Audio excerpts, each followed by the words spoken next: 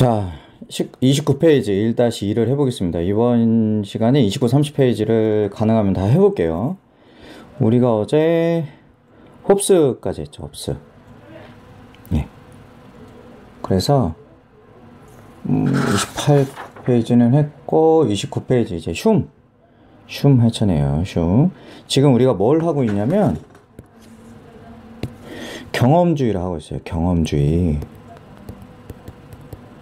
경험주의란 건 뭐예요? 내가 진리를 파악할 때 나의 무엇을 통해서 경험을 통해서 진리를 찾아낼 수 있다 라고 얘기하는 건데, 착각하면 안 되는 게 경험과 이성을 둘 다 사용한다는 거예요. 이성주의나 경험주의나. 하지만 경험주의는 그 중에 뭐가 더 중요하다? 경험이 더 중요하다라고 얘기하는 거거든요. 그래서 3번에 보면 나오는 사람이 누구냐면, 사람은 흉이에요. 흉의 윤리사상인데, 도덕 판단과 행위의 기준을 얘기할 때 흉이 되게 특이한 건 감정을 도덕적 판단 기준으로 여기기 시작했어요. 그 예를 들면 간단히 얘기하면 이런 거예요. 잘못됐다. 이게 어떨 땐 마음대로 되고 어떨 땐 또 마음대로 안 되고 그래요. 자, 어디 갔냐? 흉은 이렇게 얘기해요. 감정이 선과 악을 구분한다 라고 얘기하거든요. 그래서 선은 뭐다? 유쾌한 걸 선이라고 하고, 악은 그럼 뭐예요? 불쾌한 걸 악이라고 해요. 즉, 우리가 유쾌하게 느낀다면 그 행동은 선한 거고, 우리가 불쾌하게 느낀다면 그 행동은 악한 거다, 이렇게 얘기하는 거예요. 어떤 사람이 길거리 지나가다 침을 뱉었어요. 그럼 다른 사람들이 볼 때 그건 악하죠. 그러면 불쾌한 거죠. 그래서 이런 감정이 뭐다? 사람들이 행동하는 거에 대한 선악의 판단 기준이 될 수 있다라고 해서, 이성이나 경험에서 좀 더 많이 들어와서 좀 특이하게 감정을 선악의 판단 기준으로 생각한 게 되게 특이해요. 근데 우리가 이렇게 얘기할 수 있죠. 내가 귀걸이에 침을 뱉으면 나는 그게 나한테는 내 입속에 있었던 뭐 안 좋은 느낌을 뱉어내니까 나에게 되게 좋으니까 원래는 선이라 유쾌한 거잖아요 라고 얘기하는데, 흉이 얘기하는 감정의 유불쾌는 개인의 유불쾌뿐만 아니라 뭐가 더 강한 거예요? 사회 전체 구성원이 느끼는 유불쾌가 더 강한 거예요. 그러니까 침을 뱉어서 내가 유쾌하다 하더라도 다른 사람들 대부분이 불쾌하게 느낀다면 그건 악이라고 얘기하는 거죠. 그럼 이 얘기는 뭐예요? 지우고 해야겠다. 그러면 이 얘기는 뭘 얘기하는 거죠? 이 얘기는 뭐냐면, 이성보다 감성을 중시하고 어떤 도덕적 가치를 멀 때 사회적으로 대다수의 사람들이 느끼는 감정이 중요하다라고 얘기하는 거예요. 그러면 많은 사람들이 느끼는 감정을 내가 알려면 나에게 무슨 능력이 필요하죠? 공감의 능력이 필요해요. 즉, 공감은 무엇이다? 타인의 행복이나 불행을 마음속으로 함께 느끼는 능력. 요즘에 굉장히 공감에 대한 이야기들이 많이 나오죠. 공감을 해야 한다, 공감을 잘하는 사람이 중요하다라고 하는데, 점점 시대가 발전하고 뭐 어쨌든 세월이 지나가면서 공감에 대한 능력은 굉장히 중요시되고 있긴 해요. 그래서 공감을 잘하는 것만으로도 충분히 그 사람이 어떤 직업적인 특성을 가질 수 있거나 그 사람이 어떤 커다란 장점이 되거나 앞으로는 그게 더 중요할 수 있어요. 그래서 공감 능력을 일부러 키우는 연습을 좀 하는 게 되게 중요할 수 있어요. 그래서 흉에서는 뭘 얘기한다? 이 흉이죠. 흉에서는 도덕과 행위의 기준을 감정이라고 생각하고, 그 감정을 서로 타인의 감정을 하는 거, 공유하는 걸 뭐라고 한다?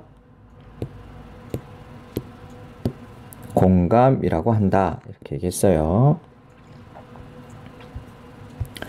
그래서 보면 경험주의 특징과 영향에서 보면 긍정적으로는 이성주의에 빠지지 않도록 도와준다고 하고, 뒤에서 나오겠지만 설명을 하겠지만功利주의와 실용주의에 영향을 미쳐요. 이런 내용은 좀 알고 넘어가면 좋을 것 같아요.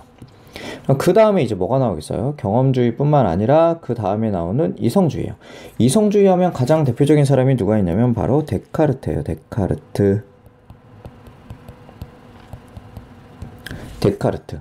데카르트는 뭐라고 생각했냐면, 줄여볼게요. 데카르트는 좀 설명을 해봐야 되니까. 데카르트예요. 데카르트는 누구를 비판하냐면 베이컨을 비판해요. 베이컨은 무슨 주의자죠? 귀납법주의죠. 귀납법.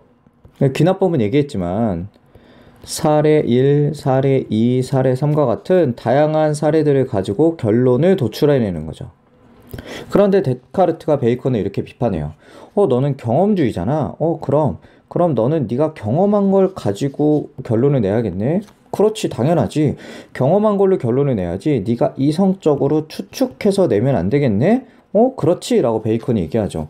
그래? 그럼 사례 1, 사례 2, 사례 3, 사례 4, 사례 5, 사례 6, 사례 7 쭉 해서 모든 사례를 네가 실험하고 관찰해봐서 경험해보면 그로 인한 결론이 나오는 게 네가 얘기하는 경험주의겠네 라고 얘기하는 거죠.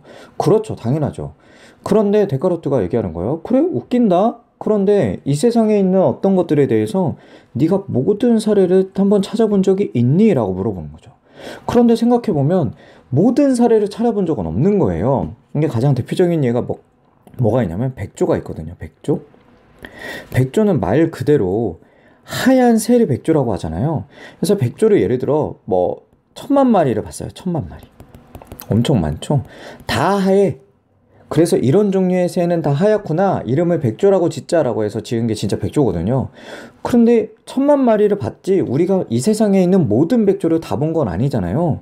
그러다 보니까 어떤 섬에 갔더니 거기에 어떤 백조가 있냐면 블랙 백조가 있는 거예요. 검은 백조가. 이게 실제 사례예요. 검은색 백조가 있는 거예요. 백조랑 똑같고 백조랑 어떤 그 동물학적, 생물학적 분류는 똑같은데 까만색이야. 이게 검은 백조라는 말이 만들어진 거예요. 이게 경제학 용어로 보통 블랙스완이라고 얘기하면 어떤 걸 얘기하냐면 전혀 예상하지 못했던 상황이 벌어지면 그걸 블랙스완이라고 하는데 이걸 검은 백조라고 해요. 즉 이건 실제 사례예요. 그러면 이 세상에 있는 모든 백조가 10,001마리라고 얘기하면 1000만 마리만 보면 안 되고 1000만 마리와 한 마리를 더 봐야 하는 거죠. 그런데 우리는 예를 들면 한 1만 마리 정도 보고 나머지도 다 그렇겠거니 라고 내가 뭐 하는 거죠? 추측하게 돼서 결론을 내린다는 얘기죠. 그러니 베이컨은 자기가 얘기하는 경험주의에 스스로 위반하는 행동을 하는 거잖아요. 그래서 데카르트가 얘기하는 거죠. 너 네가 얘기한 거 다 거짓말이잖아. 이게 뭐 하는 거야? 이렇게 얘기하죠. 베이컨이 할 말이 없죠. 그러면서 데카르트가 만들어낸 게 가지고 온 게 연역법이에요. 연역법은 아리스토텔레스가 만든 게 연역법인데 우리가 이거 쉽게 3단 논법이라고 얘기하거든요. 가장 쉬운 3단 논법은 이런 거예요. 1. 사람은 누구나 죽는다. 2. 귀나미는 사람이다. 3. 그러므로 귀나미는 죽는다. 됐죠? 요게 3단 논법이에요. 1단계, 2단계, 3단계. 1단계가 뭐예요? 대전제. 2단계가 소전제. 3단계가 결론이죠. 그러면 여기에서 신기한 게 2번과 3번은 항상 어떻게 돼요? 특히 어떤 거? 3번은 항상 뭐예요? 참이죠. 왜 3번이 항상 참이죠? 조건이 있어요. 뭐라면 대전제가 참이라면 그로 인한 소전제와 결론은 무조건 참이에요. 그렇죠? 그럼 우리가 이제 여기서 이 세상의 진정한 진리를 찾으려면 우리는 뭘 하면 돼요? 그렇죠. 완벽한 대전제를 찾으면 돼요. 그럼 완벽한 대전제를 찾으면 거기에서 나오는 3단 논법으로 인한 결론은 무조건 진실인 거죠. 이건 내가 경험해봐야 아는 게 아니에요. 그냥 알 수 있는 거죠. 생각해보면. 그렇죠? 그러면 내가 이것이 완벽한 대전제라는 걸 어떻게 해야 돼요? 항상 의심해야 해요. 의심해야 돼. 의심. 모든 거 다 의심해야 되는 거예요. 그게 데카르트가 얘기하는 무엇이에요? 방법적 회의예요. 자, 여기 보면 그래서 데카르트가 얘기하는 무엇? 방법적 회의예요. 이게 무슨 얘기냐면 의심할 여지 없이 확실한 지식을 찾기 위해 모든 것을 의심해 보는 거예요. 그러니까 정말 모든 걸 다 의심해 봐요. 예를 들면 뭐 하얀색 분필이 있어요. 그러면 과연 이게 하얀색일까? 라고 의심하는 거죠. 왜 하얀색이죠? 하얀색 분필은 어떤 상황에서만 하얀색이에요? 그냥 태양빛 아래에 있거나 형광등의 불빛이 하얗되면 하얀색이죠. 깜깜한 밤에 불을 끄면 하얀색 분필은 무슨 색깔이죠? 까만색이에요. 모든 불을 다 끄고 빨간색 불만 켜면 하얀색 분필은 빨간색이 되죠. 그러면 하얀색이라는 건 우리가 단지 특정한 조건에 대해서 그렇다고 착각하는 걸 수도 있죠. 진짜 하얀색이 아닐 수도 있어요. 그렇죠. 제가 지금 이렇게 얘기하는 제 목소리가 있잖아요. 이게 과연 규남쌤이 얘기하는 목소리인지 아니면 어떤 건지, 내가 얘기하는 게 나의 성대가 공기를 울리고 그게 마이크를 통해서 전자적 신호로 바뀌어서 여러분들에게 들리잖아요. 그러면 이건 전자적 신호로 바뀌어서 스피커를 통해서 나오는 소리지, 그게 진정한 나의 소리라고 과연 얘기할 수 있니? 라는 것 식으로 다 의심해봐요. 그래서 나중에 무엇까지 의심하냐면 1 더하기 1은 2다를 의심해요. 이거는 추론할 여지가 없기 때문에, 사실적이기 때문에 의심할 여지가 없지만 어떻게 의심하냐면 이렇게 의심해요. 원래 1 더하기 1은 3인데 내가 1 더하기 1이라는 걸 보는 순간 내 머릿속에 악마가 들어와서 1 더하기 1을 2라고 착각하게 만드는 게 아닐까라는 식으로 모든 걸 다 의심한 거죠. 그렇게 해서 의심하는 걸 뭐라고 해요? 방법적 회의라고 그래요. 이걸 통해서 난 뭘 찾은 거예요? 내가 뭘 찾기 위해서 노력한 거예요? 이걸 통해서 뭘 찾기 위해서 노력한 거야? 완벽한 진리를, 완벽한 대전제를 찾기 위해 노력한 거죠. 그래서 의심하고 의심하다 보니 전부 다 의심할 만한 거야. 그런데 뭐는 확실하죠? 내가 지금 뭐 하고 있는 거?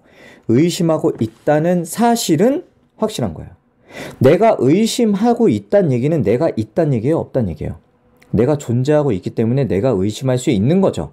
그러면 과연 내가 존재하고 있는 걸까를 의심해 봐야죠. 그럼 내가 존재하고 있는지를 의심하려면 그걸 의심하는 내가 역시 있어야죠. 그러니 결론적으로 어떤 거예요? 내가 뭐 하고 있는 거? 의심하고 있는 건 내가 뭐 하고 있는 거와 같다? 존재하고 있다는 걸 확실히 증명해 준다예요. 그래서 데카르트가 한 유명한 말이 있죠. 뭐다? 나는 생각한다. 고로 존재한다. 그래서 이런 말이 나온 거예요. 그 데카르트가 이성주의의 시작을 만들어주기 시작했죠. 원래는 혹시 복잡하지만 여기서는 좀 간단히 설명할게요. 그 다음에 나오는 게 누구냐면 스피노자예요. 스피노자. 그 스피노자는 간단히 얘기하면 인간관계로 모든 게 맺어져 있다. 인과관계로 모든 게 맺어져 있다. 라고 생각해요. 그래서 우주는 뭐와 같다? 하나의 거대한 기계와 같다. 이렇게 얘기해요. 뭐 쉽게 얘기하면 톱니바퀴라고 설명하거든요. 이렇게 톱니바퀴야. 그렇죠? 그래서 이게 나예요. 이게 나야. 그러면 이 톱니바퀴가, 여기 있는 1번 톱니바퀴가 돌면 2번도 돌고 3번도 돌아요. 내가 무엇을 하기 위해서 하는 게 아니고 이 세상은 이렇게 기계적인 원리에 따라서 저절로 돌아가고 있다라고 얘기하는 거예요. 이거 우리가 앞에서 얘기했던 뭐와 같아요? 뭐랑 같아?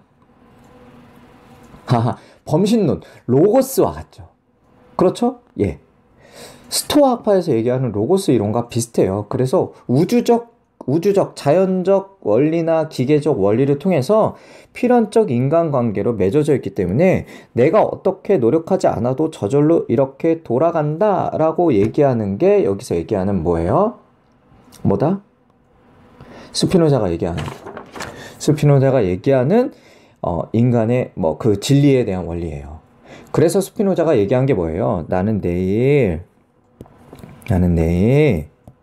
지구에 종말이 오더라도 뭐 하겠다? 한 그루에 사과나무 심을래. 이렇게 얘기하죠. 이게 무슨 얘기예요? 내일 지구에 종말이 오든 말든 난 사과나무 심는 게 중요해. 이 얘기가 아니라 내일 지구에 오더라도 내가 사과나무를 심도록 인과관계가 만들어져 있다면 나는 그럴 수밖에 없어 라고 얘기하는 게 요 얘기예요. 아시겠죠? 그래서 그 뒷단원의 30페이지 같은 경우는 뭐 간단히 그냥 제가 특별히 설명하지 않아도 넘어갈 수 있으니까 이번에 29페이지와 30페이지를 여기서 정리하고 넘어가는 걸로 할게요. 제가 가로놓기는 다 했어요. 그러면 제가 시간을 봐서 다시 31, 32페이지를 찍도록 하겠습니다.